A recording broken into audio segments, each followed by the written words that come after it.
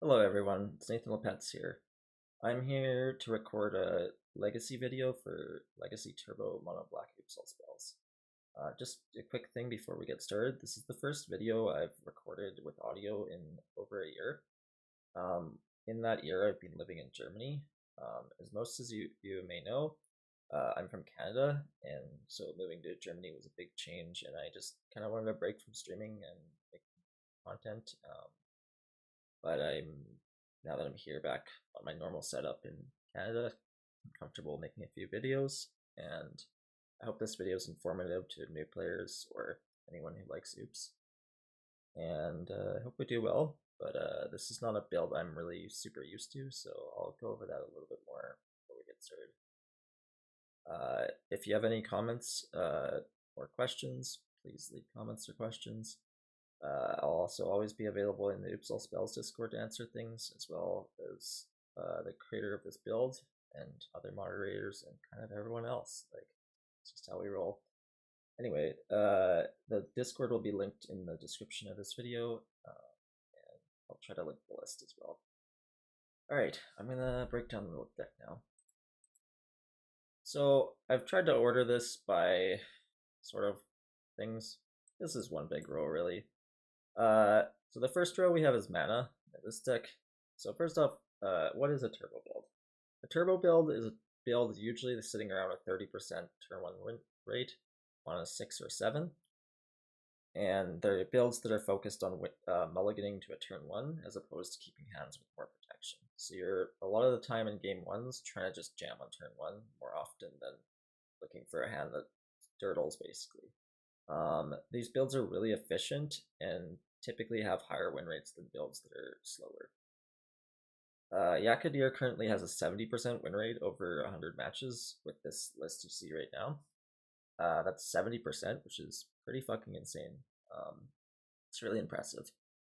I do suspect his win rate will drop a little bit more with extended play, because that's just kind of how things go, but even like anywhere close to 60-65% win rate on oops is really, really incredible. So yeah, I'm going to break down this deck now. So we have 23 pieces of fast mana here. These are +1s. I mean, we also have lands. I should discuss that next. But this build is on 3 Chrome Mox, which is special and unique to this build. Even in normal turbo builds, like the normal turbo build green-black, which I'll make a video of a little bit later, doesn't play Chrome Mox currently because your pitches aren't as good on that build, and it doesn't necessarily need Chrome Moxes as much. It hurts the numbers a little bit. Playing 1 Chrome Mox on the green-black build is fine, but I currently play 0. Anyway, this build plays 3 because you're like mono black, so you're just all your pitches basically are black, and you really want the initial source of mana to increase your turn 1 basically. 4 Lotus Petals, which is your best opening source besides the land. 4 Dark Rituals, it's your best piece of fast mana. I don't know if fast mana is the right word for it. It's a ritual. It's the best ritual. Cabal Ritual is just a +1. It goes up in 1 black mana. And the important part of playing Cabal Rituals over, frankly, any other thing, like it's better than a Spirit Guide a lot of the time because you have 4 Thoughtseize and a Reanimate and Cabal Therapies. So you basically get to go more often. You get to go like land, Dark Red or something, or land Spirit Guide, cast Cabal Red, and then afterward you could cast a Thoughtseize before using other mana to get to your threshold, basically. Not threshold. Threshold's a bad word to use here because threshold is a thing on Cabal Ritual. Oh, no, my Zoom is not working. Cabal Ritual has threshold, which means you can make 5 instead of 3 if there's 7 more cards in your graveyard. This doesn't come up all that much. It can have text with like weird journey lines, but generally is not a thing just when playing the deck out. This is just a pure +1 that makes additional black mana so that you can cast Thoughtseizes and stuff in the same turn that you're going off, basically. So yeah, that's that. We have 10 out of the 12 of the black lands, which is a lot. Turbo Green Black, I believe, plays 6 right now, or is it more? I want to think. Let me check on that. I forget the number exactly. The Turbo Green Black is on 8 right now. I miscounted. My head is not quite there right now, but yeah. So Turbo Green Black is on 8. This is on 10. You have your black deck. So basically, Turbo Green Black plays 2 green lands in the spot, so you would still have the 10 lands, but you have 2 green lands in place there. Reanimate is a journey card primarily, but it also has text being basically acting as a 5th Thoughtseize against Force Will. So in a line of Thoughtseize, you would go Ritual, cast Thoughtseize, use the rest of your mana, cast Spy. In the line of Reanimate, you would cast your Spy first and then Reanimate afterward. So it's really good as just a top deck against Thoughtseize or against a Force Will, or in the same turn as you're doing your Spy, just another protection piece, but also against with Journey, if they exile your Dread Return or have a way of stopping you from making 3 creatures, or your deck can't produce 3 creatures for the Dread Return, you just Journey the Reanimate back, have a 1-turn line of Reanimate Oracle. It's a really flexible option if you don't have the time to combat kill them. Like against lands, they might have access to Tabernacle or a way to disrupt you in a different way. This is just a good line to have access to. Yeah, and then we have 8 spy effects. Currently on Turbo Green Black, I'm running 9. I'm running Lively Dirge as the 9th. It doesn't really affect my numbers, plus or minus. It's basically 0 either way, but it just allows me to have a lot more hands that on the draw. I get to keep this hand 1 mana short because we're usually doing that anyway with a normal opener. We're 1 mana short with the Dirge. Keep the Dirge hand, top deck the mana, win turn 1. Don't have to mull that hand. Great result.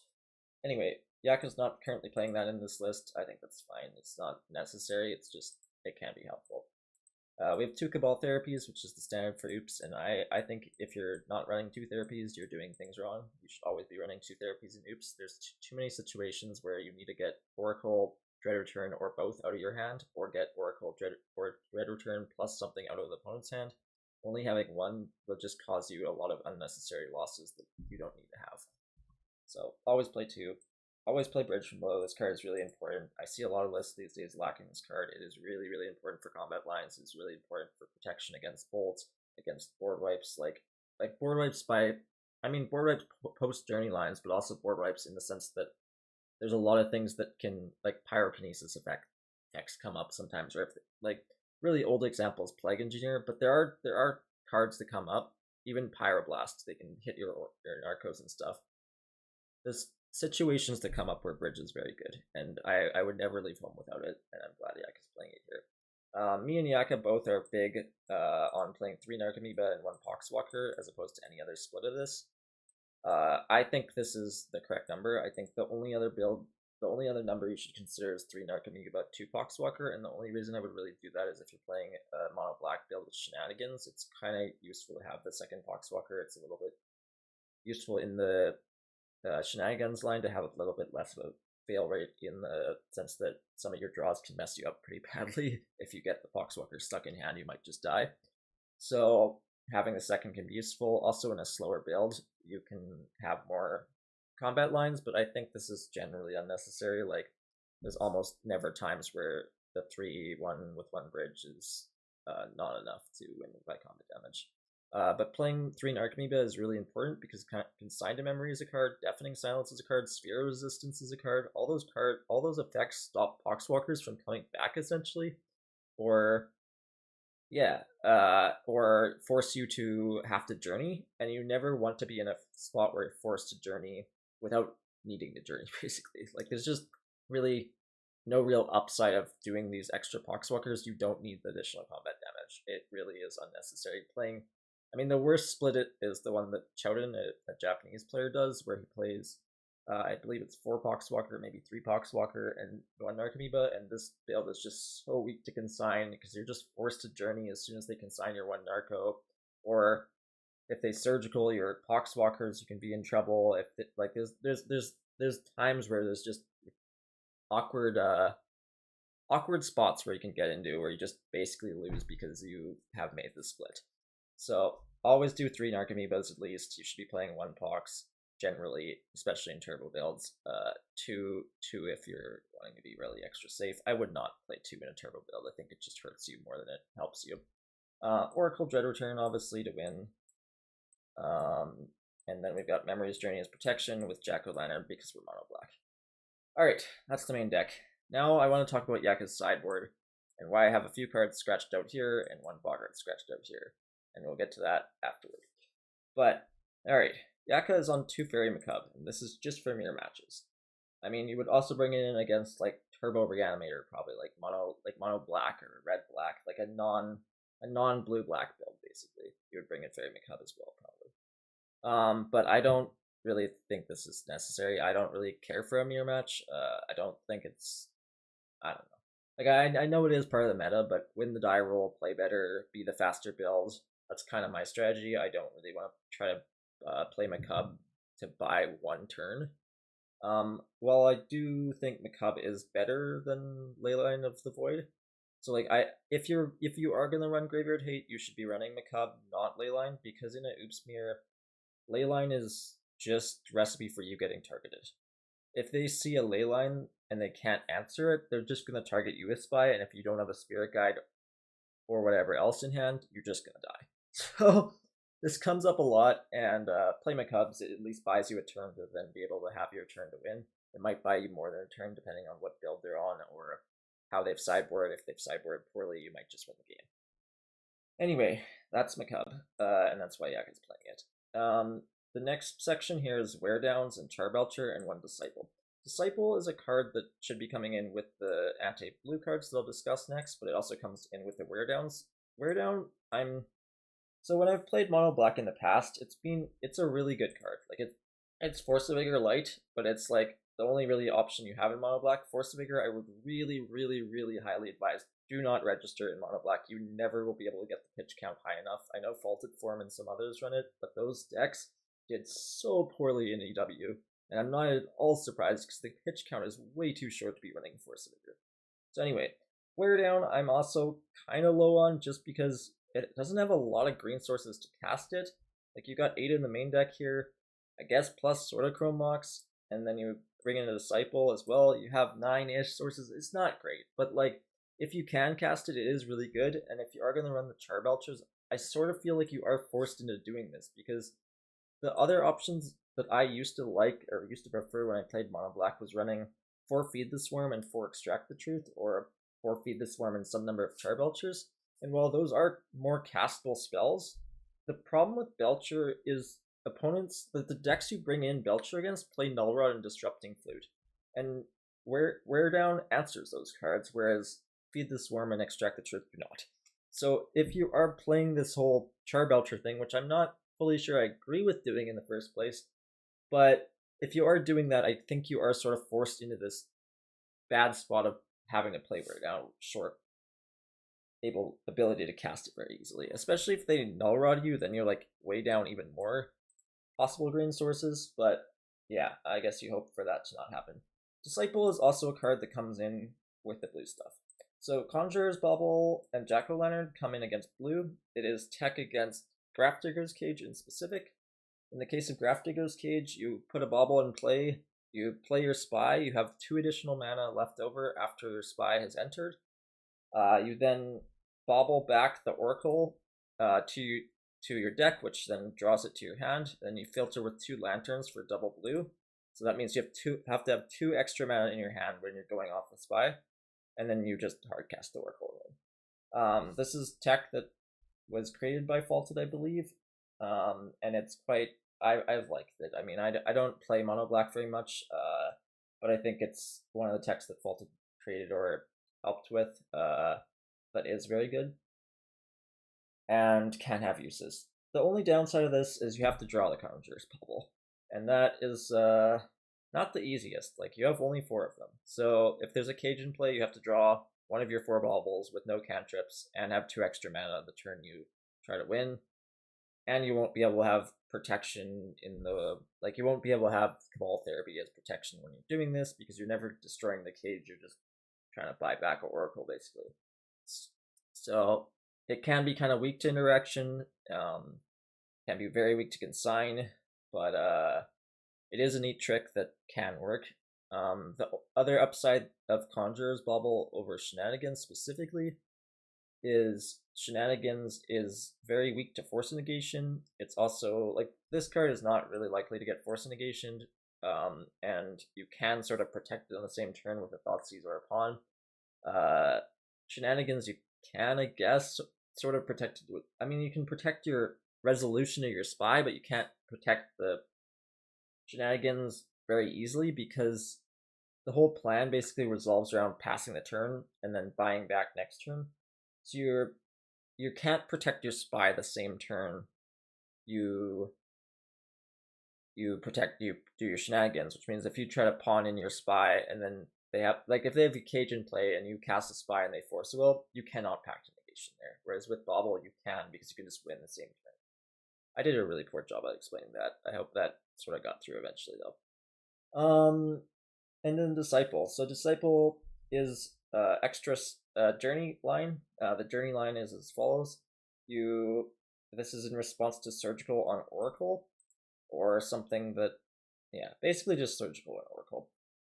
And a lot of people default to Surgicaling Oracle because, yeah, they don't like losing instantly. But generally the correct target's Dread Return, but then because you play the Reanimate, you instantly have a one-turn line option if they do target Dread Return.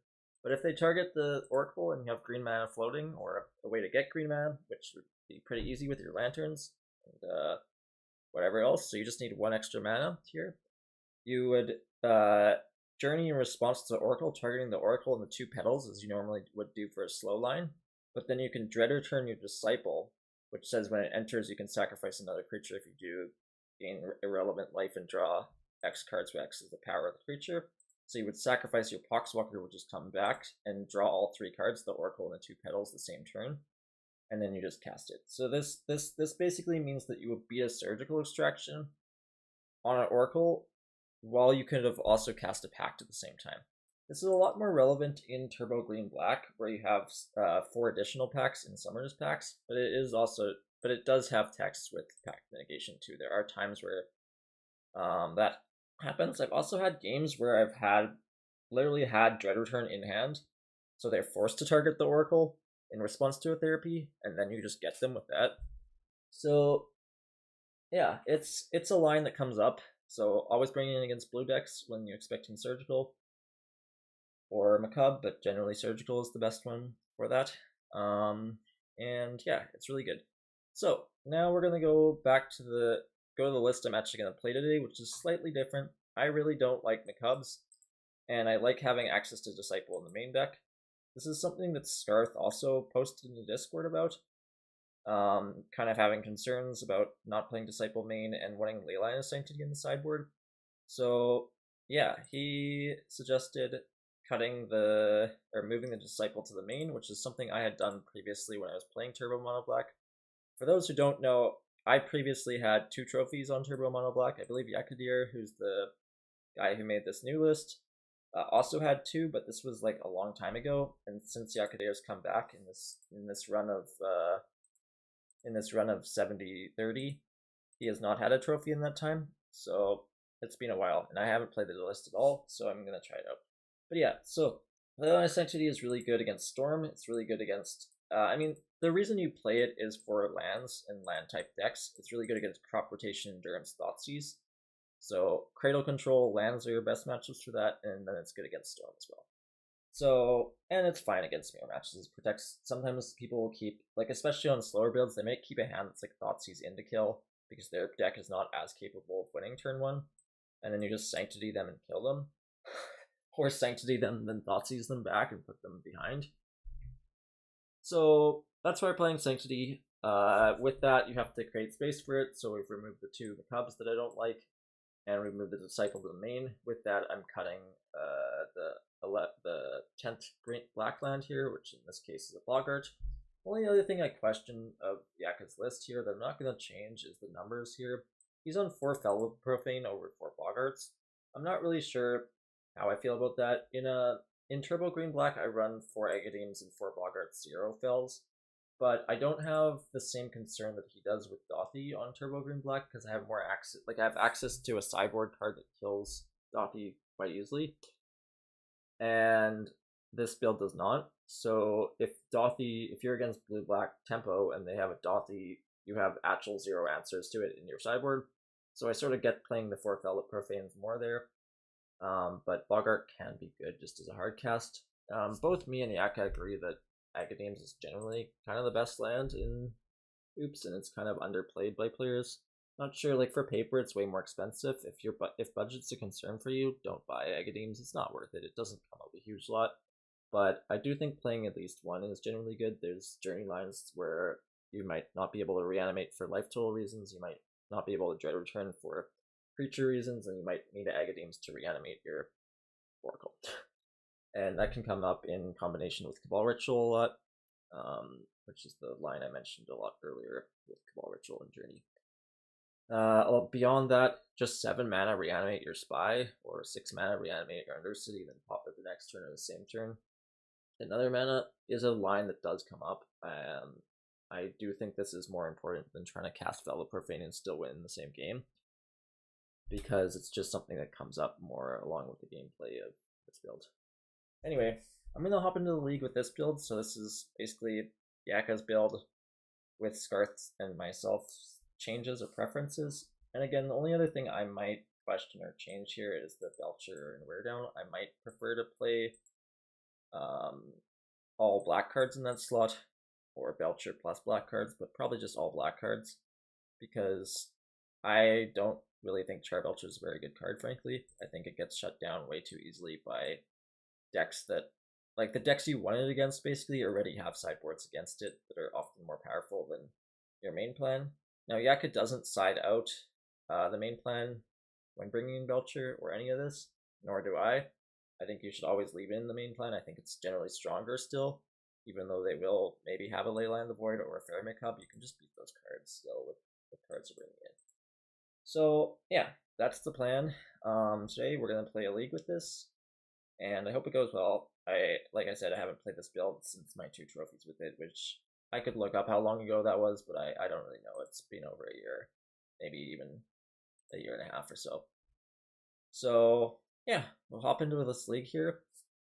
I'm trying to think if I have any other comments, but I don't think so. I guess my only other comment is this is not the build I would recommend. I would play Turbo Green Black. I think it's a lot better, but basically the advantage of this is to have more stable mana over Turbo Green Black and not necessarily lose to Summoner's Pact. But I think the losing to Summoner's Pact thing is just a skill you have to learn with Oops, and it's not a downside of the deck, but a pure upside to play it. Whereas, and Turbo Green Black also just has a lot of easier time with Grafdigger's Cage and Dothi Voidwalker than this build does, which is prime hate in the meta, especially in Blue-Black Tempo, which is one of your harder matchups. So and also like Force of Vigor is a really key card. Force of Vigor is a lot better than trying to cast Wear Downs or Charbelcher versus non-blue decks. So I really prefer Turbo Green Black, and I have a pretty similar to Yakaldir's win rate when I play that build. So we'll see how this goes, but it's Yaka's build and I wanted to showcase it. I also did invite him to make this video with me, but he's quite busy, so I was not able to get him on, unfortunately. But he will be available in the Discord if you have further questions. So we're going to keep this hand. We're on the draw. This is a turn 1 with a lot of mana. They've mulled to 5.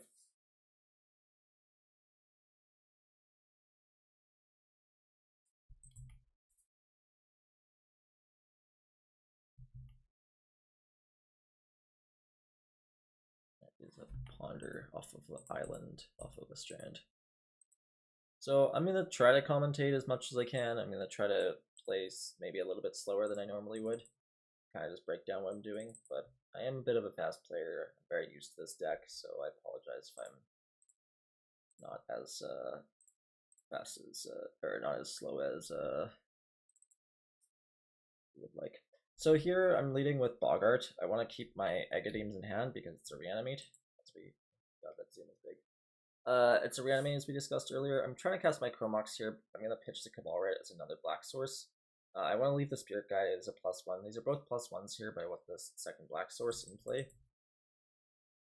And then I'm going to probably cast a Dark Ritual here, I think would make most sense to me. Off the thing, cast an Undercity Informer. No reason to play out the pedal here, it can get whacked. Now that they do have a Pierce though, I'm thinking more inclined to play out the pedal afterward. So this is some form of control. I mean, it doesn't really matter, but I guess which one I play out because, oh weird. because I already have a permanent mana source, but now we're just trying to set up for Agadeems. We're at 5 mana, so we're 1 off making it, and then we're 1 more mana off cracking it. A little worried we kind of need a Dark Ritual here or a Spy though, because that could find Graveyard Hate if they are on Graveyard Hate. I'm not quite sure what build this is. I'm guessing this is a Breakfast deck right now, but I'm not quite sure. It's a good draw, we'll do that. I'm gonna play out the land because I can. Sack this.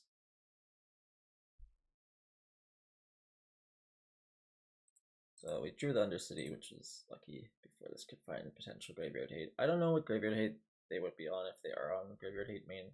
If it is Breakfast, which is what I think is most likely, I don't think they're likely to be on Graveyard Hate main. Maybe Soul Guide Lantern, maybe Ghost Vacuum, but probably just Soul Guide, which isn't the biggest of issues, especially here where we already have petals. Play slow around it, but it's more just that I could die to things in the meanwhile. Anyway, we got there. We're against blue, so we're gonna side in these baubles, and we're gonna side in the lantern. As I said, Yaka would be siding in this Disciple as well, but Disciple is already in here, so we're not gonna do that. I'm gonna follow Yaka's sideboarding for the blue matchup, which is, I believe, just cutting rituals and oh, are we screen sharing my whole screen? Can we not do that? I want just the league. Okay. Anyway, that's fine. You didn't see anything special. It's just some Magic servers I'm in and some friend servers. But anyway, I showed the sideboard guide there briefly, which is totally okay. I mean, it's in the Discord, so you can come check it out. But anyway, the sideboard guide says VS Blue, we're bringing in the baubles, the lantern, and the Disciple. As I said, I already have the Disciple in my main deck, so I'm not going to be bringing that in, but I'll bring in others. He advises cutting 4 Cabal Rituals and 2 Chrome Boxes. I probably would lean on versus Blue, leaving in 1 Cabal Rit and cutting the Chrome Boxes instead, but I'm going to trust him today and side out the... Ooh, I don't have to side out as many instead. Interesting. Because I'm only siding in 5 cards, so that's a little bit more confusing to me now. So I don't know if he were to leave in 2, which he would go. I'm gonna try 1-1 though. I would really prefer to leave in these because the whole thing with Thoughtseize and going up mana, but maybe the Chromox is better, so I'll trust him on that and we'll go 1-1 here. But yeah, I would be keeping in more Cabal Reds personally because I think the +1 is better than the like the problem with Chromox is it's not always a +1. Like in our last hand, it really wasn't. Like it was just swapping mana. And we're gonna keep this hand. It's a bit slow, but it has protection sort of, and it has a bauble.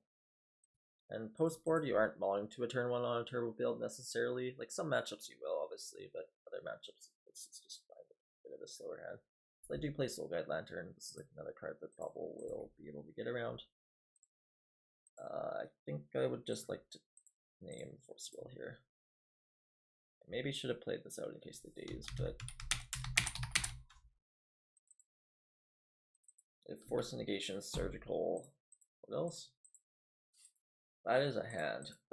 Yeah, okay. We're gonna have some troubles, I would predict. But I don't know what they're on now, I guess. They don't have mana at least, but that's a thing. So the problem here we've got is there's a plow, so I can't just play out my Informer. But I think this turn I'm just gonna play out the Lantern and the Bauble, probably. Maybe they'll fawn this? Did not fawn that. So now we're in a spot where we can win in a few turns when I get some mana, but I mean there's still a Surgical, which is not currently beatable, but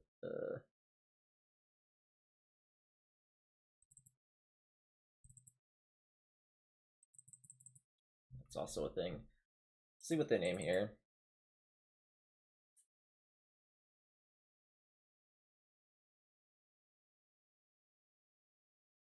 I guess they're just playing Jeskai Control, so it's not Breakfast, but they've also got Sega in their deck. They've named Goblin Charbelcher, which is never a card I will bring in versus the deck. It's just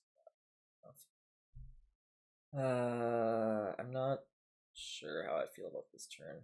I kind of want to take the surgical out with a by casting Undercity and sacking, but I'm not really sure if this is the play I want to make either. I'm not really sure. Here, I'm gonna cast this pedal out first and see where we're at after that.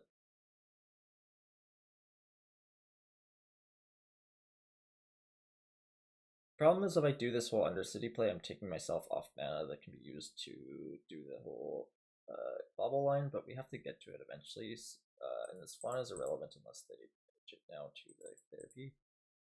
So I do think I like that more than trying to crack this and find whatever else. Probably do that next turn.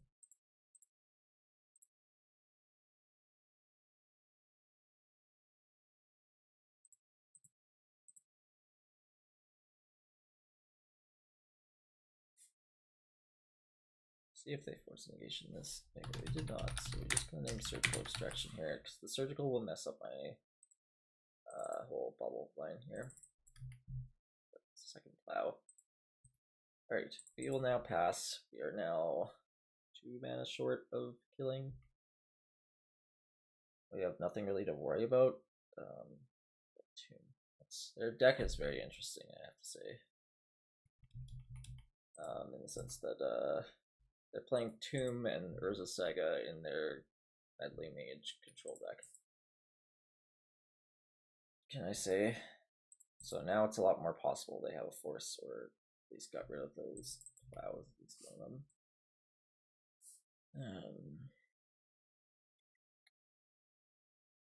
So I want to, I think, exile the surgical and draw. Oh, it doesn't exile, or does it exile? This is the one that exiles, yeah? Yeah, so I think I want to exile the surgical and draw here, because I'm trying to find mana still. Oh, it's good. So now we win next turn if they don't have a force, or another surgical. And I'm exiling surgical there over my own card because I don't really care about my own card, and I want to get rid of Snapcaster options if they're playing Snapcaster. I suspect these plows are gone now, so I'm going to remove them from the potential hand.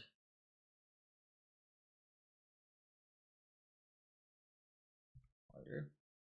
Makes sense. I chose to shuffle. A little bit worried about consign as well, but see what happens here.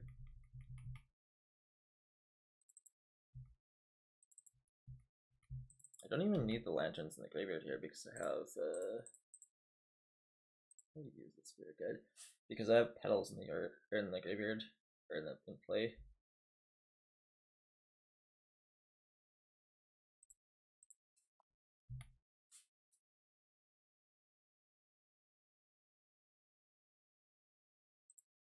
Problem now is if they don't pop this, we could get into an awkward situation, though we do have Journey up and other stuff, so I think we're pretty protected against this. We'll see what happens here. I expect they're just gonna pop. Now I try to target the Oracle.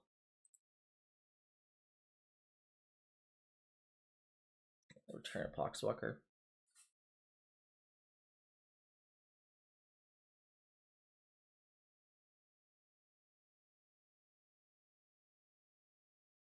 Not really sure what's going on here. Flute.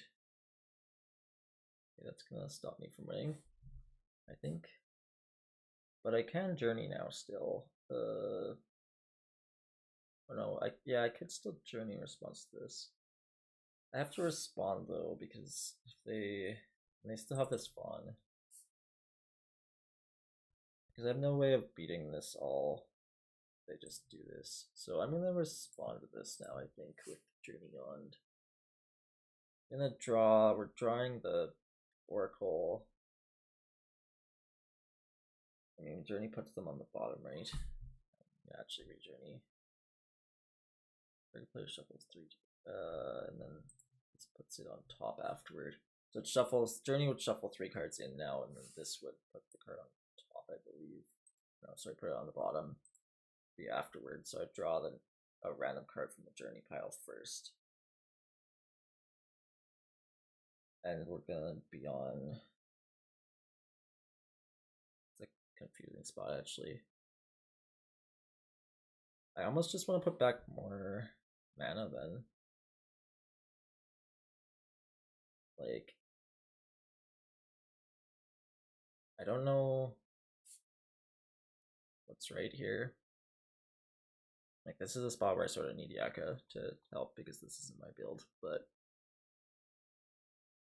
I think we're not gonna win though. I think if they just have a blue card for this, we just lose if they play this right. So I think we just want like Dark Rit, honestly, and then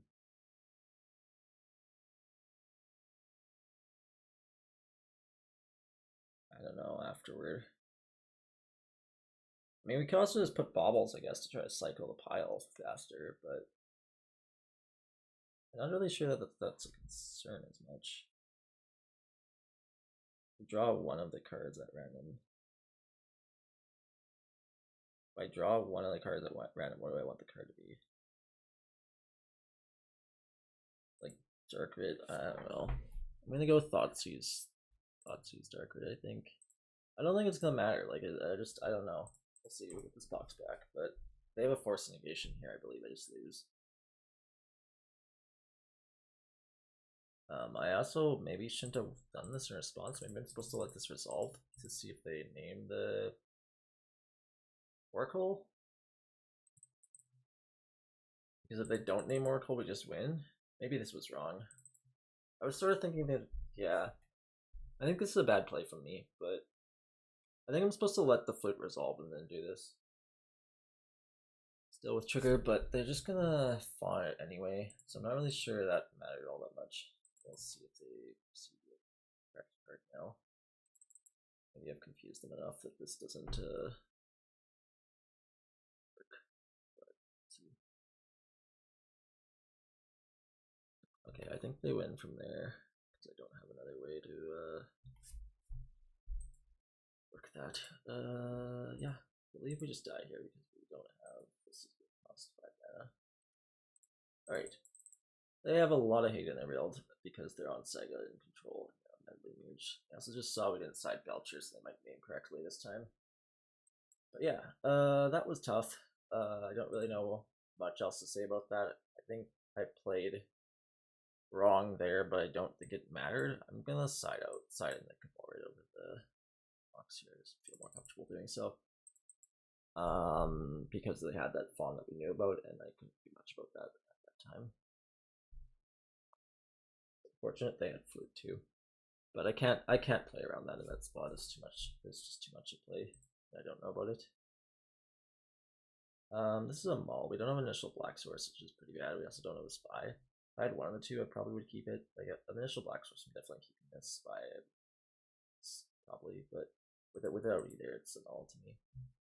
This one is why we click Mulligan. This hand wins. It has Journey backup and a pact as well.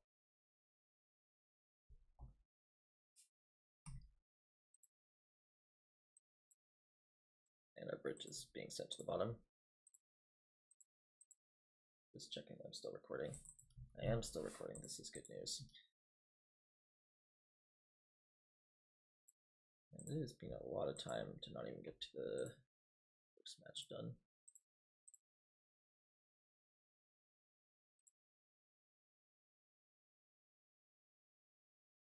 Let's see how much stuff you have. If you target right with your surgical, if you have one. So they have to target Dread Return here. If they target Oracle or Narcomoeba, they will lose. But they might have nothing as well.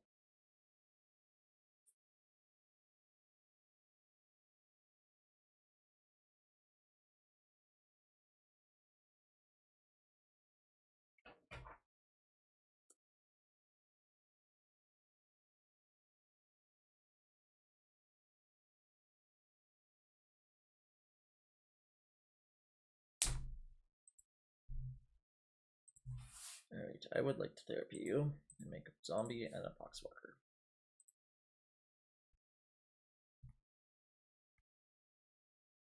Force of negation. Okay, but Disenchant. I don't think this player understands this build or loops in general. And that's also a card I haven't seen in about 5-6 years, I would say, in Legacy. It's just not a card that sees play in reasonable decks, but yeah, anyway. I will stop insulting my opponent's deck and move on with my life here. I played Disenchant in D&T like 8 years ago. It was playable then. I think there are better options now, that's all I would say. Like, I think there's a lot of cards I would run instead of it, but maybe that's just me. Maybe it is a good card still. It's a classic for sure, so.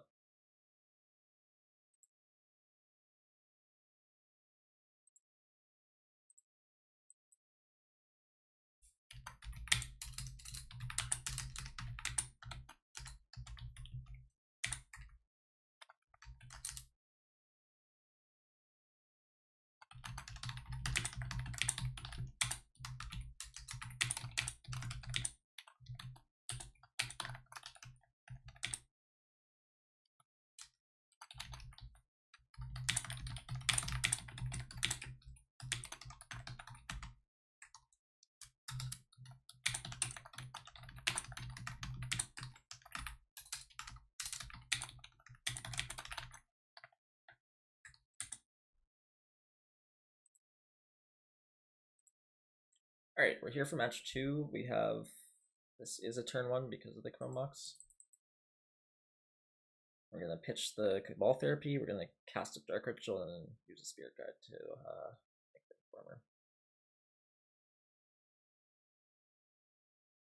And I do not know my opponent, as I didn't know my last opponent either.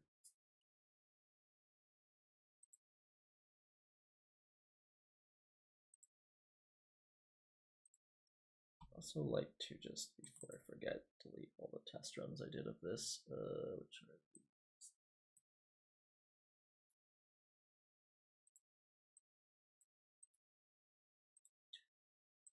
are I tried to record the intro about 4 times over. I get a little bit, I don't know, I want things to be perfect even though I'm not using a script or anything, and it's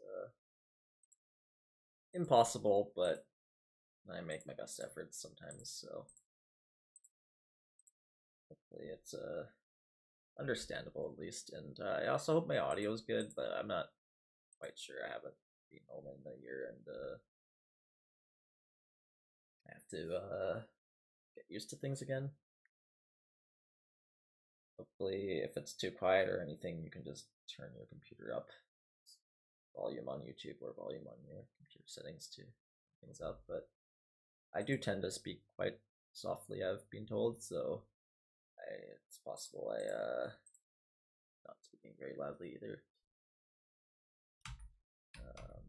I'm just gonna look up my opponent here because on Turbo Green Black, your sideboarding is +2 Thoughtseize. You only play 2 Thoughtseize in the main and +1 Foundation Breaker. Foundation Breaker is a 1-card answer to Grafdigger's Cage, Leyline Void, anything you may face. So being able to bring in a 1-of that beats anything and is a 5-of effectively with Summoner's Pact is really helpful, but when you are on this build, as you can see, there's just nothing. And while Yaka does have a sideboard guide of what to bring in the blind, I believe he brings in 3 Belchers and nothing else. I don't think Belcher is a good card, so I don't like bringing it in just blindly. Like, it might be fine still, but I don't like. Like my opponents on Legacy results are on test. I don't want, or sorry, this is Black Saga Storm. I don't want Goblin Turtle versus that. There's just too many decks I don't think this is good versus to just be siding it blindly. Like I understand the logic. It beats it like acts as your foundation breaker and it beats the interaction that various decks can play, but it's just very, very weak to blue decks. It's very weak to non-blue decks and a lot of times, especially without the wear downs to back it up. I don't know. So I'm not gonna do that. But yeah, we're gonna see our opponents on 1 cage, 1 or 2 surgicals if they are still on the Black Saga Storm. So I'm on the board 3 Leyline Sanctities and not anything else.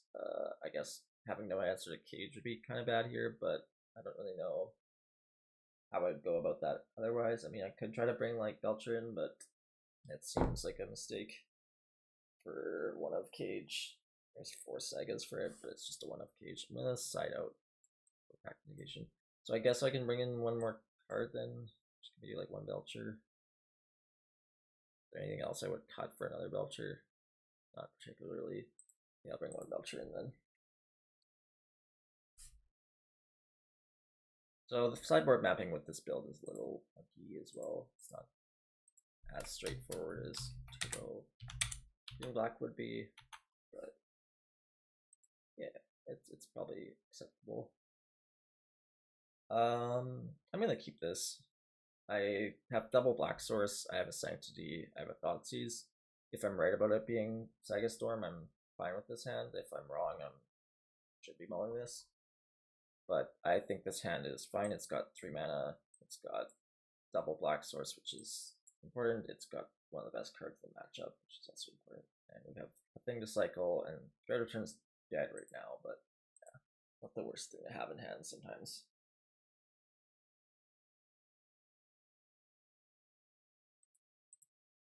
I'm a bit tired. My sleep has been pretty freaking messy recently, but it is partially because I'm quite jet lagged after 12 hours of flights coming home. So this is not Black Saga Storm, even better for us. This is Tess, which means my sideboarding is even better. I discarded that. They're gonna probably Echo now, which is fine. Like honestly, against Echo, the best start you can have is Leyline Sanctity, and now they've given me a turn 1. So don't Echo again, please. I will kill you now. And they have to remove this Sanctity if they want. Well, that's not necessarily true. They have ways of killing me same turn through it, and they have probably ways of bouncing it, but it does make life a lot more difficult for them.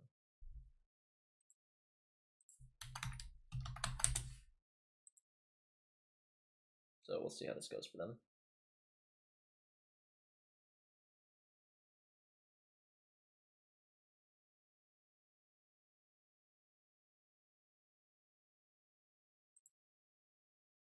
I just want to text my grandmother that I will be a little bit later than planned today because I'm recording.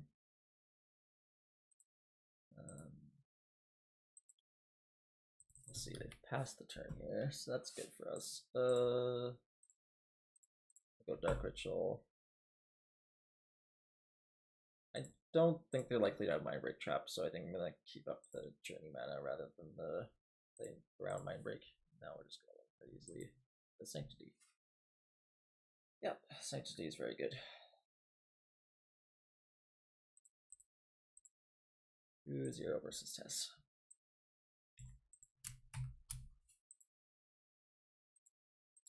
And just so everyone knows for transparency at all, this is the only league of this build I'm going to play, and it's the only league I'm going to record.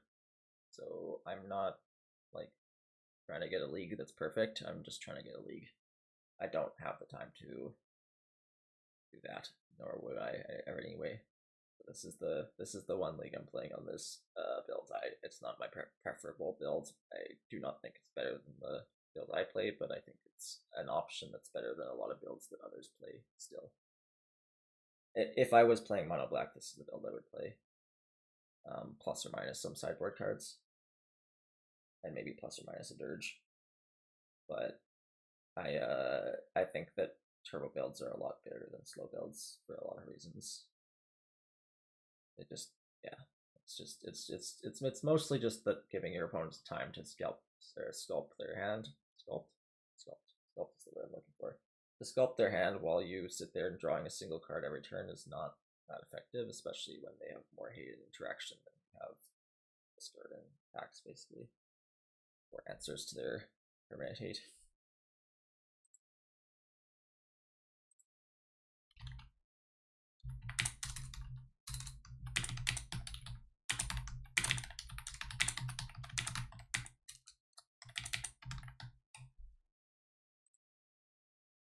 Alright, this player, I do not remember what they play. It could be Painter. I'm gonna look it up though, even though they've got the play. Affect my opening hands. But, okay, Energy. Played it there, well. Energy a year ago. So it might not be energy, but non-blue decks is the point. They've been on energy, Boros Initiative, Goblins, and Moonstompy. So I'm gonna keep this hand at wins turn 1. I really hope they don't chalice someone for reasons of Oracle being in hand, but I can just discard it naturally or make a slower line. But it's just energy. They are just gonna die likely. How to answer this? And we can pitch the reanimate, I guess now. Journey mana.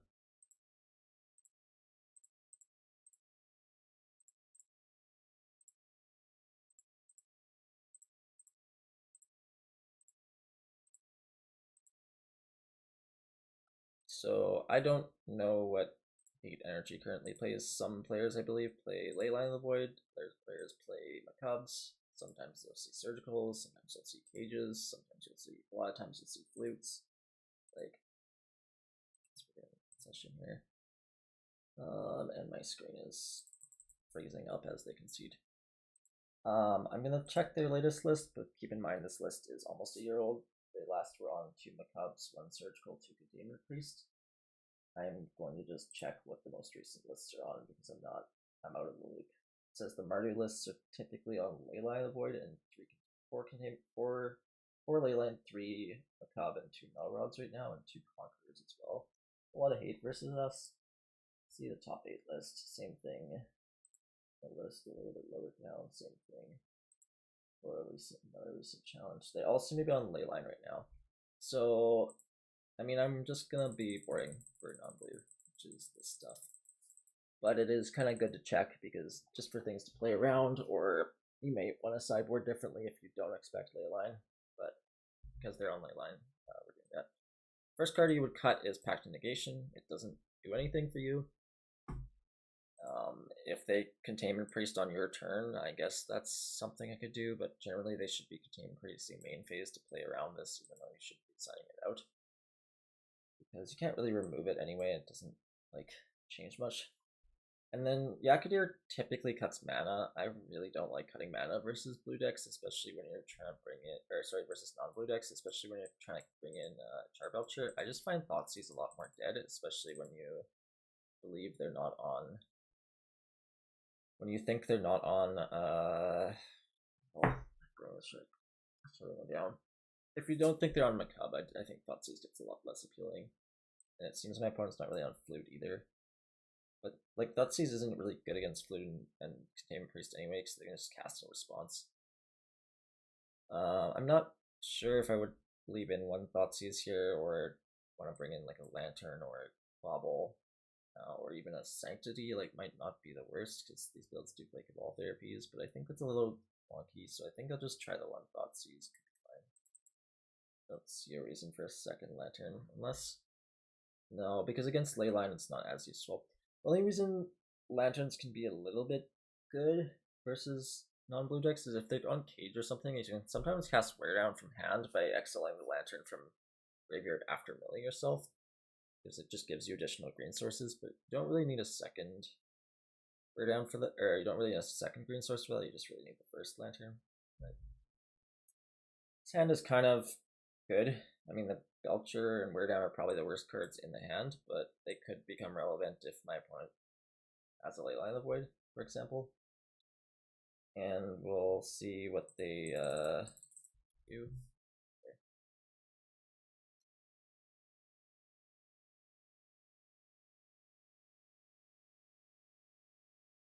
So they are on Mardu, not just straight black-white or red-white. We'll see what they take here.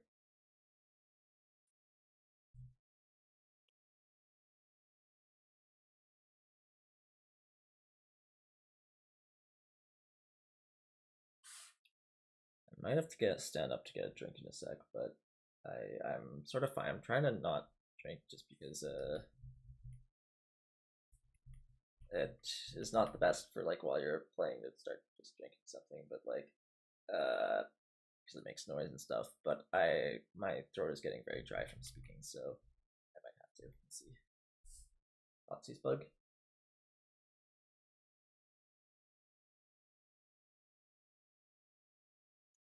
Not Thoughtsy's bug, but it is really tempting to just cast this. I think I will, because then we're just 1 mana off the top of getting it into play. It's a little bit annoying that we're going off all our green sources here to do so, but like a flute would be really annoying here now, but way to remove this. I don't know if they play ways to remove this, but they have definitely ways to stop it from working, like flutes or null rods typically. This is Raptor. Is it gonna hit something relevant? It does. It's a Thoughtseize, which is gonna take my fell. So now I'm back to being 2 mana off. Activating Dark Ritual would win. Get a Dark Ritual, hit a Spy. It's pretty unfortunate. Would have liked that instead of casting this Belcher, but if that was last turn, we probably just win, but now we're not. Deafening Silence probably doesn't have text here. It's not likely to. Could have text, but we'll probably be able to play around it with the way our hand is. I'm actually gonna pitch the Spy here, because the wear down again might have more text than trying to get to the Spy will, especially with the Deafening Silence in play. Flute is really gonna hurt me even more now though, but they're not Flute and Alro, I mean. But I mean Flute would hurt more as well if they had it, but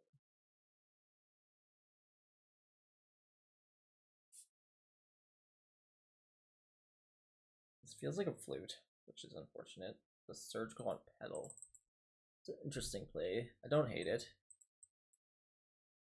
I don't hate that play at all, because it is 3 more green sources for the wear down. It's also 3 more mana sources, and if they hit the fell, it would only take out 2 mana sources and 0 green sources for the wear down.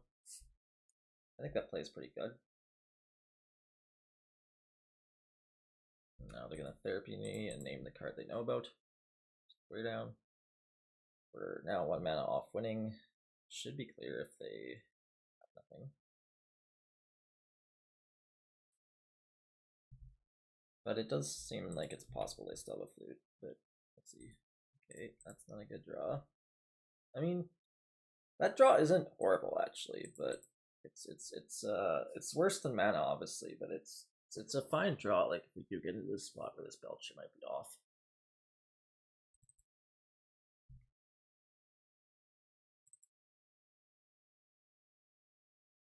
Okay, do a whole ton here. Get mana. Nope, we get another wear down. Yeah, so this is sometimes the problem of this method of sideboarding, but also, as you can see, these wear downs have not been castable this game. Now that is partially because I spent 4 green sources, or 3 green sources on my Charbelcher, but this is like another reason why I just don't really like doing this, because if I had to do this whole cast this, I mean I would have maybe had the mana at some point to do this, but yeah, these are just basically being dead draws here that don't do anything. However, we get to kill it now, so that's cool. Should have done this in upkeep, but it's fine. I don't think it's gonna change much, but I should have done it in upkeep for sure. Die, yay. Alright. Now we're 3-0. Good way to start. 2-0. Mardu energy.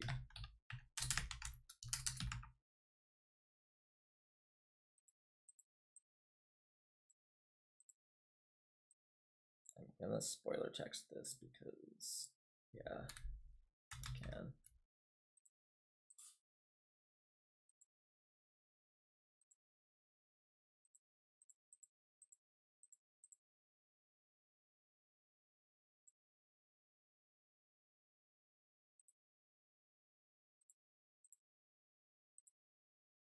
I hope we finish out this league strong. We just need 2 more wins for the trophy. It'd be kind of funny to trophy after Yaka's played 100 matches with none, but we'll see. Have to win 2 still. It's not very possible we lose both, frankly.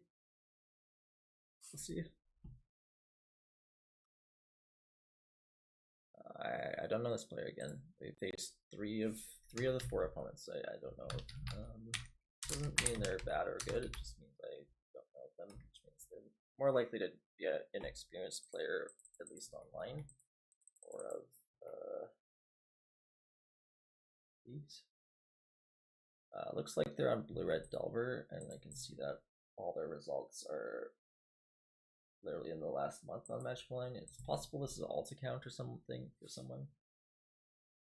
Now I'm just jamming. That is the best draw we could have had. I mean, any mana would have been good because I would have been able to jam with Thoughtseize backup, but now we're just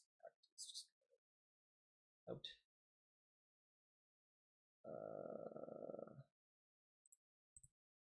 Yeah, I'm just gonna go. But Daze plus Force would win here still. I'm just not gonna play around it. But now it looks like we're clear because we'll be able to therapy them first for Daze and then have the pawn for the forces. They have forces, but they most likely do not have forces.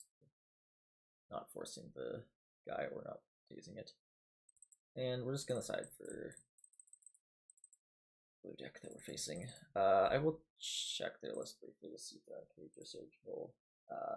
I'm really big on the blue deck should not be playing even a single Surgical these days. I think it is an outright mistake and a misunderstanding of the Oops matchup. But a lot of people continue to do so. This list looks like they're on one Surgical and one Cage, so we're just gonna sideboard for that. I am gonna prefer to keep in the Walrits as I've been doing. This is just a place where me and Yaka have disagreements, but it's not really. I don't know that it's someone's right or someone's wrong. I think it's just preferences, and you can pick which direction you want to go with that. I'm gonna mull this hand. It has no black source, which is pretty bad, and this is your answer to Cage. This hand is just way too far off winning. It's just not much, even though it has a bunch of protection. This one looks a lot better. I mean, the bottom of the Narcomoeba layout probably therapy on turn 1. I'm not sure what I'll name. Probably Force Will though.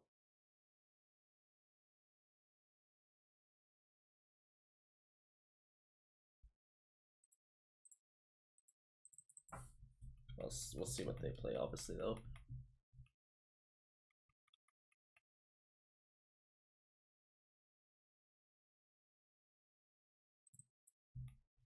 Might just be a turn 1 Cage, which would suck for us, but we have the answer, but like we also sort of don't have the answer in the sense that it needs so much more mana to make this work right now. Another card I might be concerned about with this hand is Consign. They look like they have 2 in their list, so it's a thought to name it off of the therapy here. Let's see what we draw though. I actually think I am more inclined to name Consign right now than. Well, maybe not actually now that I'm thinking about it. The only reason, the reason I wouldn't name Consign is because they would have held it up, I think, turn 1 if they had it, so I think I'm more likely to name Force Will and hope they don't have Consign. They have Daze, Fawn. Not bad for me. Yeah, I got punished there big time by expecting them to not ponder turn 1 if they had a Consign. And then they chopped it to Cage. Ugh. We're in trouble here. I mean, now I'm on play out this bauble, and I don't know. Hope they don't fawn it. If they fawn this, I probably just die. It was a good find by them. Was it blind? I don't know if they shuffled that pawn or not. They declined to shuffle, yeah. This is why I always say that builds really need to play answers to Cage, because if your opponent is good, they will not have a Cage in their hand when you go to Thoughtseize them. They will either have it in play on turn 1 or on the top card of their deck, which they just did.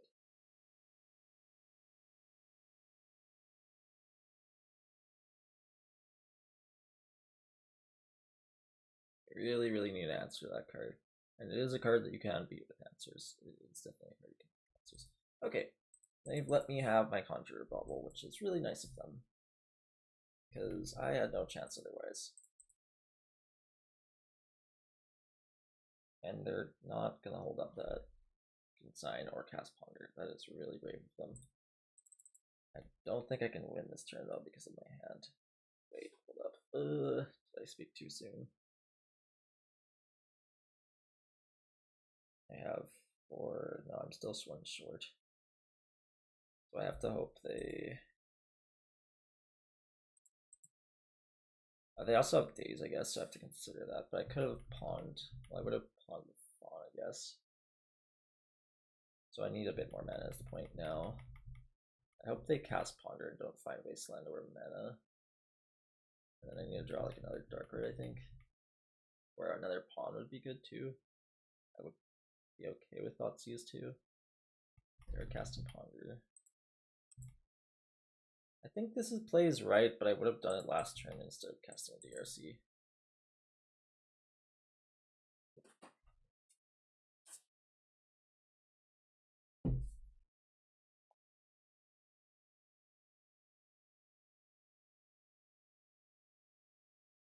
Did not find.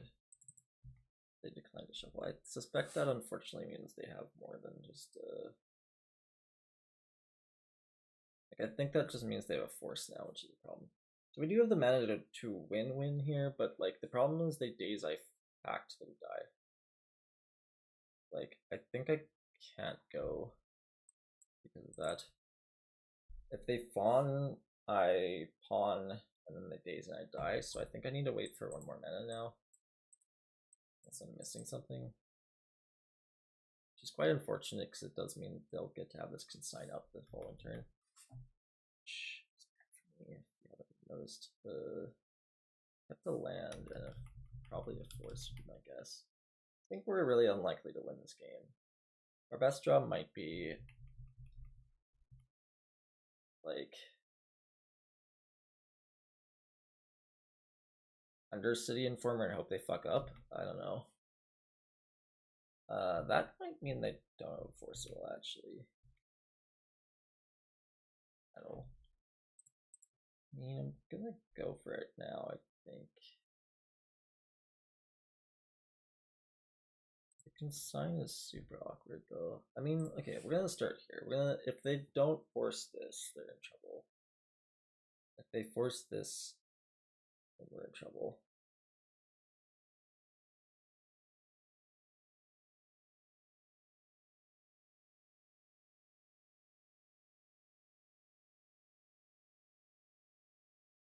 I suspect they just have to force this though. It's just about what they pitch now. Becomes interesting. I mean, it's just borrower surely, but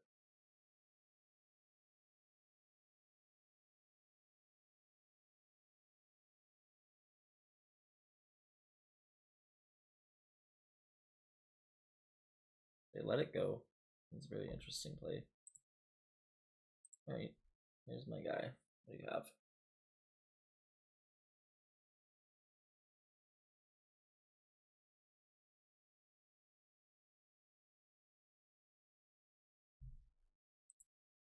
Target me.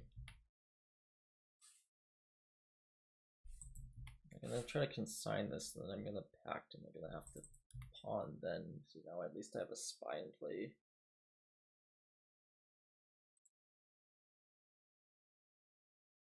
Like this is a lot more fine than the other way if they just pawned the or fawned the Recruit.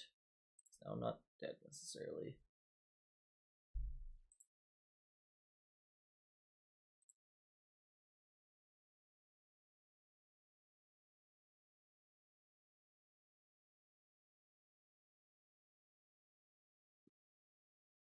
If they use this first, or if they just spawn it.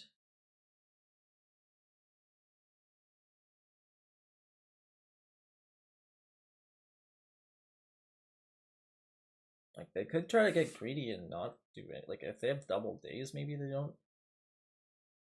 It is possible they have double days. It is possible the unknown is days. That would be a sad way to lose.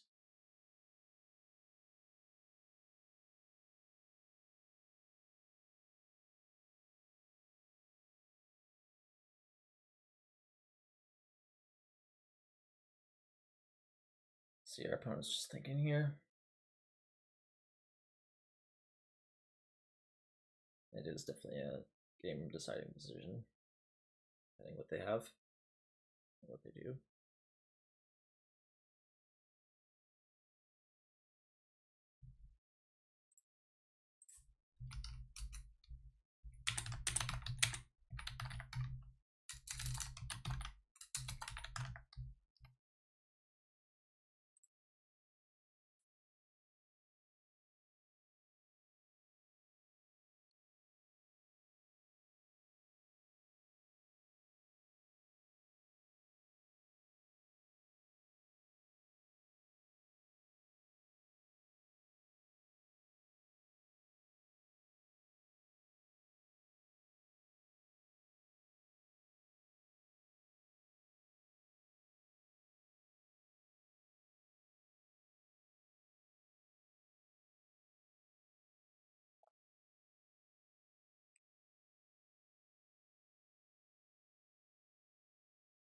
I would like them to make a decision at this point now. I think it's been a bit of time, but this is Magic Online, so they don't have to make a decision anytime soon. They can think.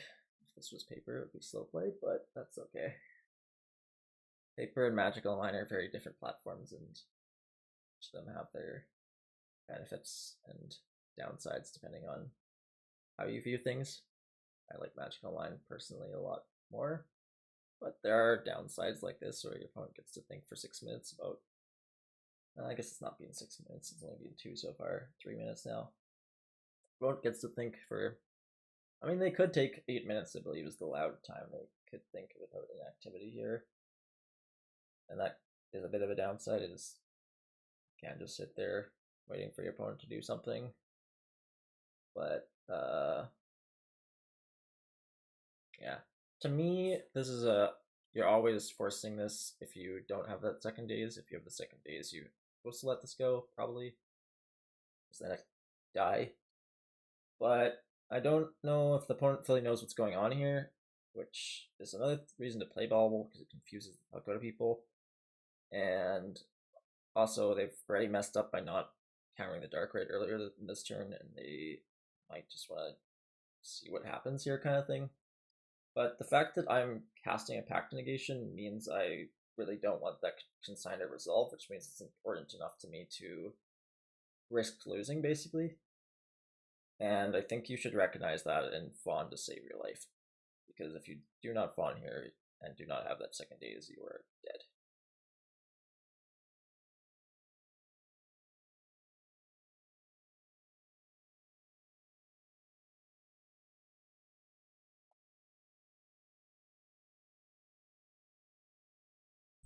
Just checking that I have both my things in, yeah. If surgical on what?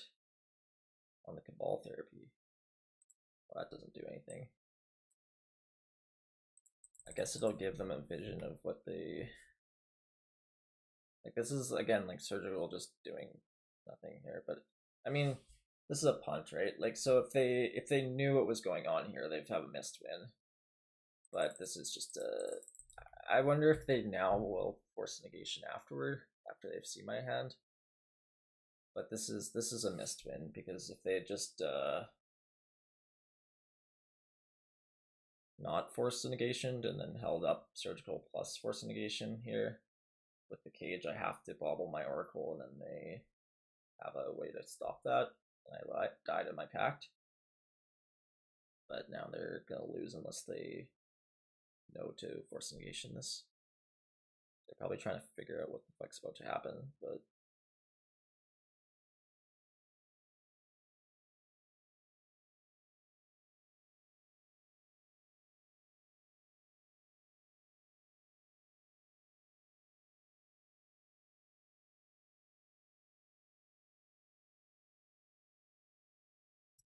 okay, he took my therapy out that has no text. Let's see, letting it go. Oh, we die then. Alright, that is a lack of experience thing from the opponent. I mean, this build is a bit funky with the baubles, but they've missed the ways here. I click yes, but these things don't come back because of cage. I just want to get rid of the triggers. So now we're gonna target my Oracle to hand. Hand. That back, please. Thank you.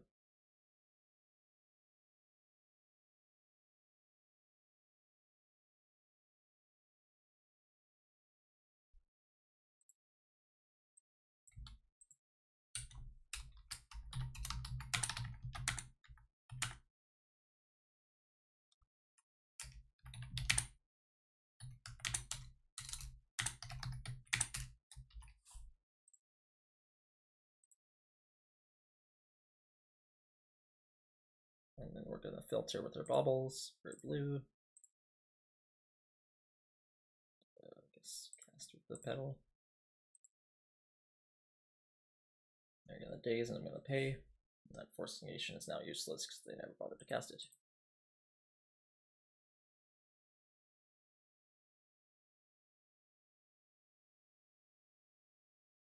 And hopefully this person doesn't go complaining on Twitter or Reddit about how Oops just beat them having a million interaction pieces because there was nothing they could do clearly.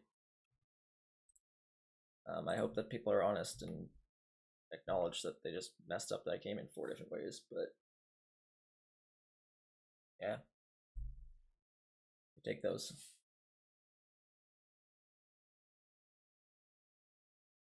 Unbelievable. I don't know. That's a. I mean, it's a good win in the sense that it shows the deck just beat like all of that, but like it's in another way it's like, well, opponent just threw a lot of times over, but sure.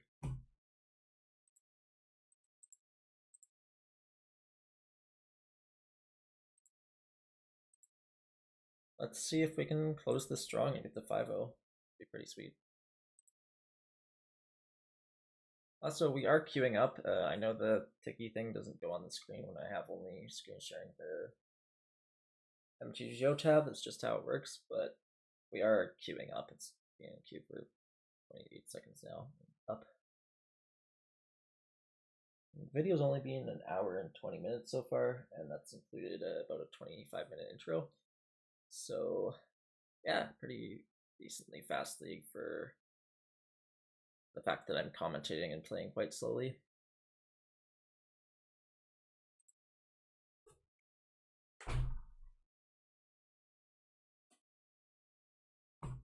Alright, let's see if we can close this out.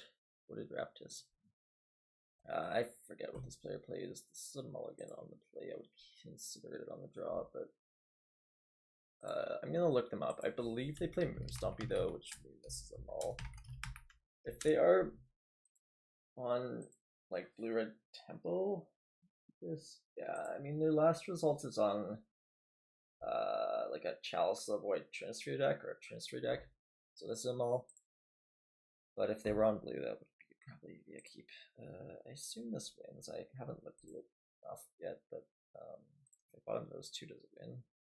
Yeah, it does. So this was almost a hand that didn't get there because I have the Disciple over the black land, and I would have been able to keep Pact Negation here if I had the black land, I believe. Is that right? I would have bought him Chrome Mox. So if this hand loses because they're a blue deck, then it's my fault for adding Disciple, I guess. But if not, it's I mean, it does show the downside of having Disciple in there over a black line. I believe that was a pack negation I bought, but there's no replays, so I can't confirm. They really should wait for me to reveal deck here. Like literally 2 seconds to see the entirety of my deck right now. But no, we're just gonna scoop and not know what build I'm on. And they might think I'm on green black now because they don't see they see a green land in play. Like they really just, get that info, guys. Because my opponent is playing I was gonna say I'm just gonna board Belchers because I don't know if they are just Nyan yet or they also play, like I've seen them play other builds before of decks, like they have results on Delver and Cloud Post and other stuff. I am gonna bring the wear downs though, just because I do not think this against Leyline Void and their list is playing 4 flutes in the sideboard and 4 Teagues or 3 Teagues. I do not think that the 3 Belchers alone will be enough, so I'm gonna just side really hard for expecting it to be. I'm gonna side extremely hard, expecting it to be. I actually bring this in as well for the Lutsies here. Again, for the lines I spoke about earlier with wear downs versus the graveyard, just like if they on a flute, like if they put flute on Belcher or something, like maybe it's not makes sense with the. Maybe it doesn't make sense with the Leyline plus Trainosphere plus everything else, but I just really don't like Thoughtseize versus these decks. So I just want something that does anything other than Thoughtseize does. So we'll try this and hopefully it works out. One more game win out of 2 when we get the trophy.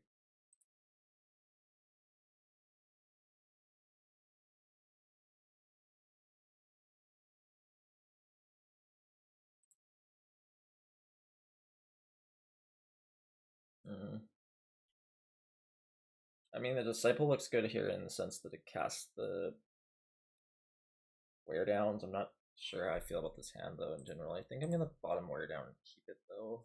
Maybe I'm bottoming the Lantern and keeping it. I guess I like that more. Because the wear down still pitches to the Chrome Mox, and then we have another green source for it. That is a spell bomb, so pedal. I wonder what this is.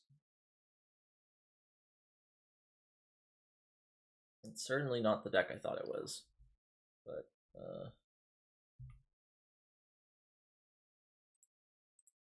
so yeah, I think I'm just gonna pitch the wear down. It's a little bit risky, right? Like, but I think it's correct. Maybe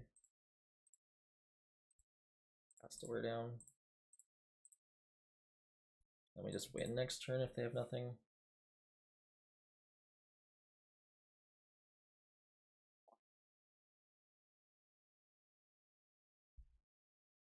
So this is just mono black Stompy by the looks of it. I hope they don't have a. I mean, Thoughtseize is not great for me, but it's kind of fine. The card I was more scared of there is a Dothy Void Blocker, but Thoughtseize is sort of fine. I'm not gonna play out the the thing. We still do have the line of just drawing a lot of mana for that animate to work. Thoughtseize me again. Another Netherglyph. Okay.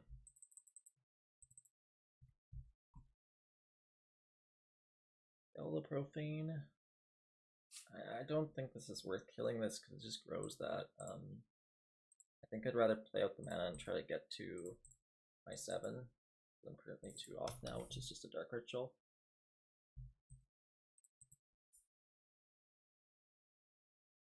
That is the new guy. It's cool. So what does it do? It just makes it smaller, yeah. 2/2 now instead of 1/1. Kinda neat. Draw Dark Ritual or Spy. Or we animate. Undercity. Well, that wins. Is there any reason to play out the land? I don't really think so. I mean, this is it for the 5-0.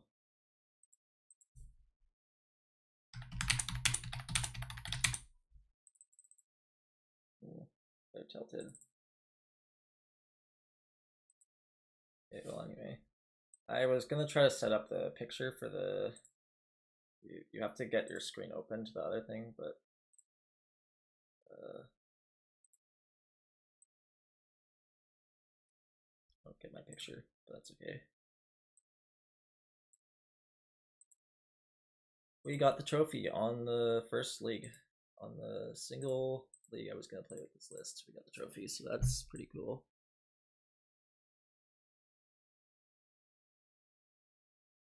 Let's edit the name out a little bit because it's not fast, but should be fine there. Alright, we got the trophy there, and that was pretty cool. Alright, final thoughts on this list. These work, magical line. Magical line's working, that's nice.